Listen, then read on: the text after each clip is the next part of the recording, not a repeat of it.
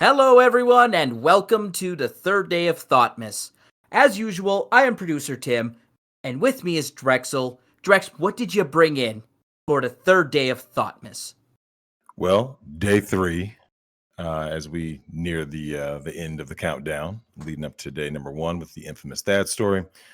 We had some technical difficulties with audio, but the stories that were told on my voicemail, I wanted to touch on because I think it really illustrates the let's say the breadth of the thottery, right? The scope of it, and it really I want to tie this in to a matter that I don't think gets discussed enough.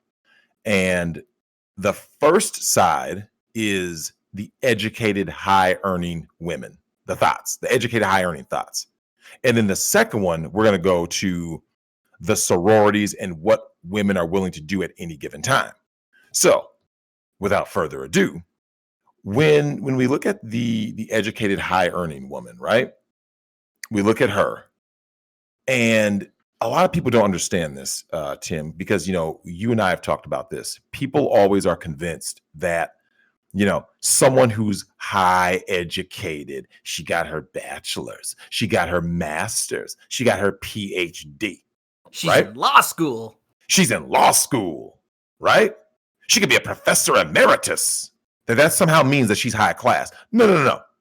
She's out there getting ran through just like Keisha in the projects, right? Trains, everything. I know this because I know. And one of the things I want to tell people is that, when you look at the premise of the naughty librarian, right? Like the nerd girl or the smart girl, in this case, the educated girl, is going to be more sexually adventurous than a hood rat. This is something a lot of people don't know. The freakiest female you will find is the educated, high earning woman. That is the biggest thot of all. Okay. They are the freakiest. Number two is the gutter chick. The reason that they thought it up is for various reasons, right? They always want the attention. They always want the instant gratification, things like that. But at the end of the day, the educated chick, the reason why she has to thot it up so much is because she has to adopt masculine traits. Well, how do you become a law partner? How do you become a big high earner? You got to take the masculine path. Well, when you take the masculine path, you know what ends up happening, Tim? You know what happens, everybody? You don't have time for relationships. You're an educated, high-earning woman. You don't have time to be out here holding hands, going to movies, romantic dinners, picnics, going to the park together. You don't have time for all that shit. Just like men don't have time. They were sold a lie. They were told that they could have a career and wait, right?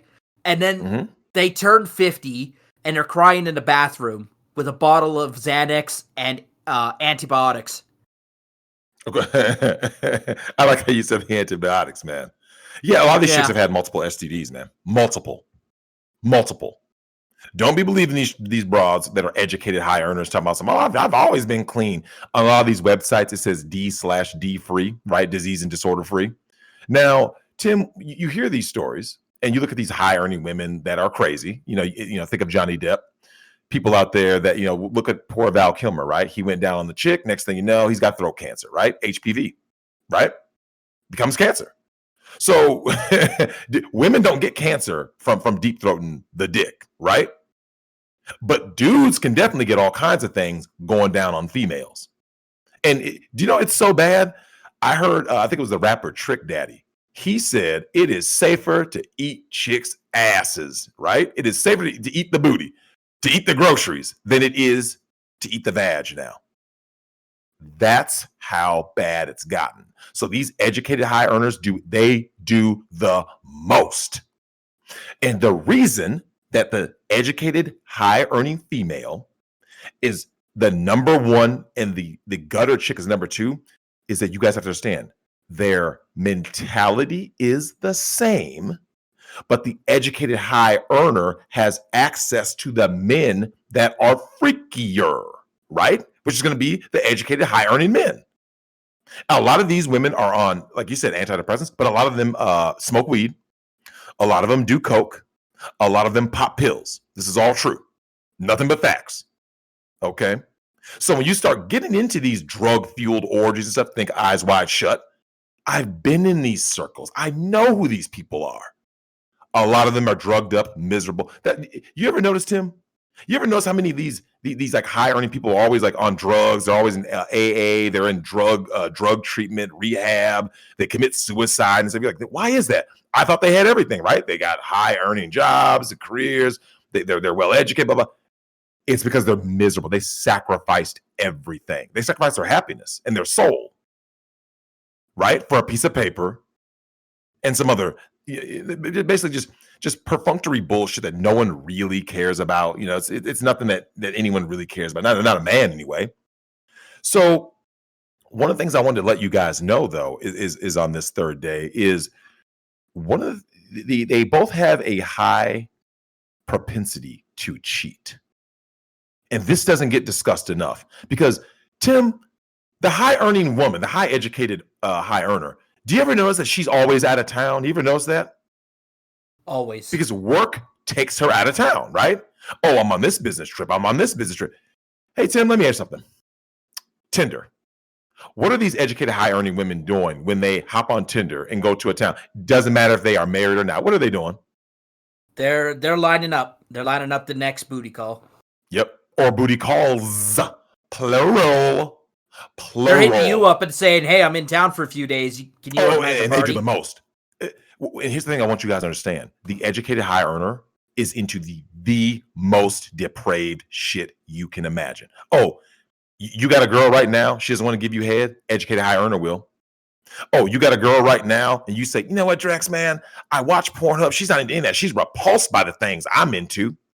The educated high earner is down for the bukkake. The educated high earner is down for the gangbang. The educated high earner is down to go to a glory hole. The educated high earner is down to go to any swing club, bondage club. You see what I'm saying? Swinger cruises, bliss cruises. Have you organized a play date for a CEO before? Not a CEO. I think that might be the only thing I have not come across. I've come across literally everything else. You should do a bingo. Yeah, but you know, though, to be fair with you, when you say CEO, by definition, a woman who owns her own company. So I take that back. I actually have a gangbang to set up in. Hold on, let me make sure I get this right. Oklahoma City, and she's a business owner. So by definition, she's the CEO, right?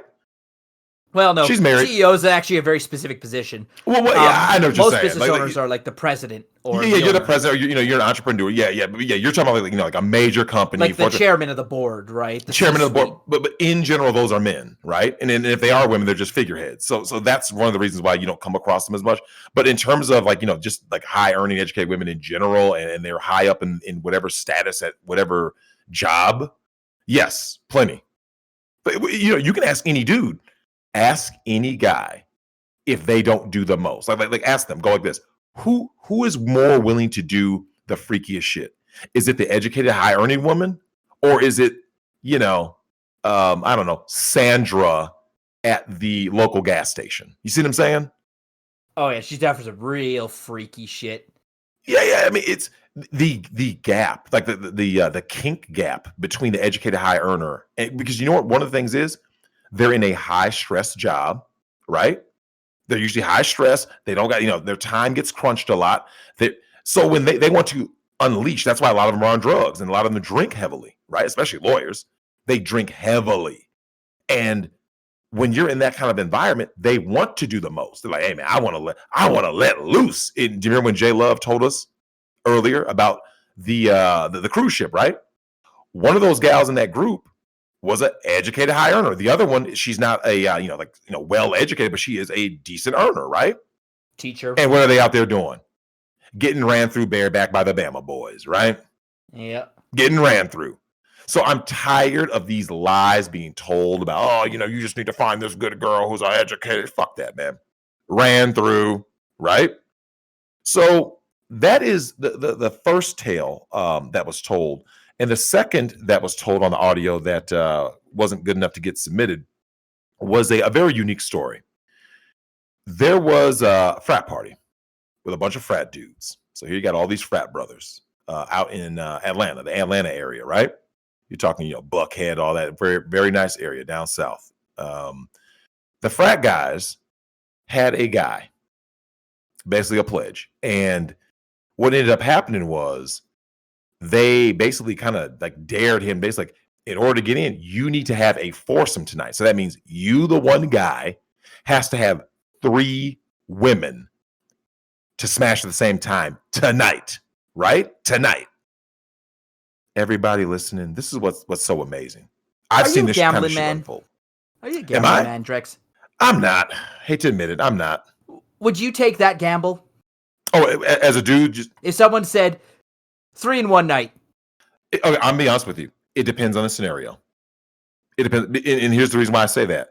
Because if you just said that, and let's say you were, I don't know, how about like you were just on the a regular couch watching guy? football? Oh, yeah, it's not gonna happen, right? But in a college town, at a frat house or a sorority, it's a long weekend. It's spring break. Yeah, absolutely, dude. And I'm just like, we get up that morning, and I'm like, we're heading down to Florida. Yep. I bet you can't do 3 in one night. Would you take that bet? If there were no STDs and no Me Too, I would take the bet. But now, like, I'm just more reserved now because things have gotten out of control. But yeah, but before everything became a shit show, right? Absolutely, I would have taken the bet. Because here's one of the things you got to remember. Women, when you remember, women, everything is about a narrative, right? It's all about the story. But that's why, if you notice, what do women like listening to? What do they like watching? Things that present a story to them, right? Desperate Housewives, a story. Oh, here's a prime example. I don't know if I call that a story. Well, yeah, remember, it's a scenario. It's a story to them. It's a story to them. So think about this for a second, guys. When you look at the things that women find the most interesting to consume, right? Look at some of the things that they find interesting. Desperate Housewives, Sex and the City. Sex and the City is the ultimate spinster storyline, right? Every guy has a role to fill. He's not even a human being to them. He's a role. Carrie's chasing Mr. Big. See? Oh my God, I was with this guy and he's the lawyer. This guy is the bodybuilder guy. Like, every guy was a story. So in this story with the frat guys, the guy had a time limit, right? It had to be by this particular night, right? So he's not in a panic. He's kind of like, man, I don't think this shit's going to happen. He runs into sorority chicks and tells them the bet that he made, like the pledge, right? 3 of them, 3 sorority chicks. Tim, would you believe what these bitches did? It's what you expect thots to do. And do you know they what? said, no, I'm not that type of girl. I respect my father, and I don't want to upset him or shame him in any way. Or they're good Christian values, right? Yeah. Yeah, they're good. They're good Christian values. So Tim, beautiful story, man. They coax this frat brother to go in and come at these sorority chicks, saying, "Hey, man, in order for me to get this pledge, this is what I need to do. This is what they put upon me. They thrust upon me." The chicks were like, "Oh my God, let's give him a night to remember." So one guy with 3 sorority chicks. Now remember, guys, for all of you blue pill beta cuck scent manginas who still are out here living in a goddamn fantasy, talking about some, oh, no, it's just a girl you've been around, blah, blah. Shut the fuck up, okay? It doesn't matter who, when, where, why, how. Any female can be a thot for the night. And they will lie about the body count. Because, Tim, let me ask you something. To all those sorority thots who got it in this foursome, right? Did this happen did this put miles on their odometer, their pussyometer, when a guy asked them their body count? Yes or no? Oh, no. No. I don't do that kind of stuff. Oh, I'm not that kind of girl. It doesn't count. It doesn't count. I was really drunk that night. I was really drunk, right? Yep. And so they're gonna deflect, right? And the reason why I wanted to bring these stories up is because here's what I want you guys to understand. I want you guys to really take this to heart, man. The same sorority girls who have been ran through, do you know who they become later in life, Tim? The educated high earners. right? Once a thought, always a thought. Always a thought.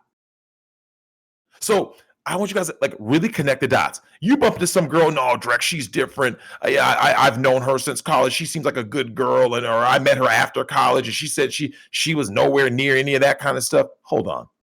So she was in a sorority. Hey, Tim, do you remember when I was on Nick's show and we went over the sorority rules called the Pussy Palace? Do you remember that? No, I don't, but give everyone a quick, 1 minute refresher. Water is not allowed. You're not allowed to drink water. No condoms ever, right?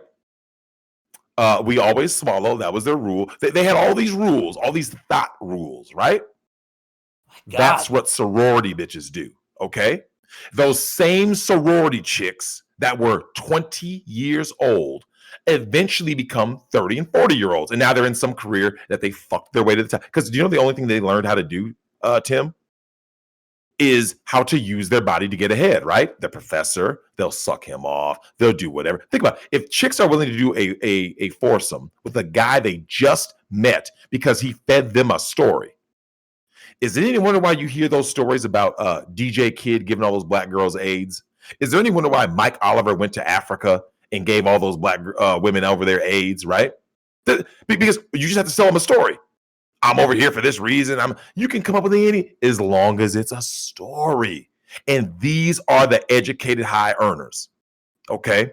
So don't tell me about, oh, it's just the low quality women. They're all the same.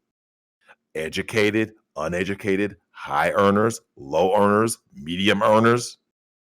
Right? This is the game. These are the rules. This is how the shit is played.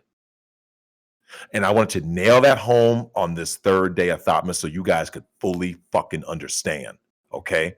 Do not believe the lies of these educated high earners. They have a higher body count than the chick that you think is a thought. I kid you not. Hey Tim, if you had to put it to the test, who do you think has a higher body count, right? Because they're traveling everywhere. Do you think it's the educated high earner? Or let's say a stripper? Oh man, it's close. It's close. I think the high earner because she goes to a new place every week, whereas the stripper sees the same people over and over again. Correct. And what did we learn about J Love's story on the cruise ship? When girls go into new places, Tim, what happens? What do they want to do when they get to that new place? They want to spread the peach. They want to thot it up and spread that peach and get ran through. You remember Tommy Lauren's tweet? It said, pop that pea, right? Yeah. They want hot girl summer. You don't hot girl summer locally, okay? You hot girl summer in Jamaica at Hito. You hot girl summer on a European backpacking excursion. You hot girl summer when you go down to Cancun. You go down to Daytona Beach. You go to South Padre Island. That's a hot girl summer. The body counts they rack up. And do you know what you need to get to these places, Tim? Unless you have a sponsor? You need money. Do you know who has money? Educated high earners. Yep. Educated high earners have the means to get there. And they're usually attractive enough because men's standards are pretty fucking low these days, right? All they have to do is just show up. Show up, change where their Tinder location is at, spread that peach and get fucking ran through and nutted in. That's what I want to get you guys to do today. I wanted to let you guys know about these educated high earners and the women that they were, which is the sorority thot, all these college chicks. And then when they become these educated high earners, that's where they start. I want to show it's like a tadpole to full grown, right? You want to see a caterpillar blossom into a thot butterfly. That's where I wanted to let you guys in on this story, man. I wanted to let you guys know. Someone draws art of the thot butterfly. Oh yeah, man. These what they need is they need zinc and protein shots of swallowing all that nut. That's how these hoes grow. Okay. And that's what it is, man. That is the third day of Thotmas. I want to let you guys know about these educated high earners and sorority thots and how one leads into the other later on in life, man. All right. Thanks, everyone, for listening. We'll be back tomorrow with the second day of Thotmas, leading up to the Thad story on the first day of Thotmas. Stay tuned and stay frosty, everyone. Peace.